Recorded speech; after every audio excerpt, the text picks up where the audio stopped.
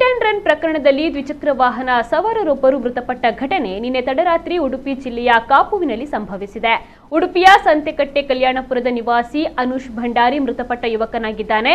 ಬೆಂಗಳೂರಿನಲ್ಲಿ ಉದ್ಯೋಗಿಯಾಗಿದ್ದ ಅನುಷ್ 6 ತಿಂಗಳ ಹಿಂದೆ ಉಡುಪಿಗೆ ಬಂದಿದ್ದು ಪ್ರಸ್ತುತ ಮಂಗಳೂರಿನಲ್ಲಿ ಉದ್ಯೋಗದಲ್ಲಿದ್ರು. ನಿನ್ನೆ ರಾತ್ರಿ ತನ್ನ ಸ್ಕೂಟಿಯನ್ನ ಚಲಾಯಿಸಿಕೊಂಡು ಹೋಗುತ್ತಿದ್ದಾಗ ಕಾಪುವಿನಲ್ಲಿ ಯಾವುದೋ ವಾಹನ ಡಿಕ್ಕಿ ಹೊಡೆದು ಅಪಘಾತ ಸಂಭವಿಸಿದೆ. ಡಿಕ್ಕಿ ಹೊಡೆದ ವಾಹನದ ಚಾಲಕ ಸ್ಥಳದಲ್ಲಿ ನಿಲ್ಲಿಸದೆ ಪರಾರಿಯಾಗಿದ್ದಾನೆ.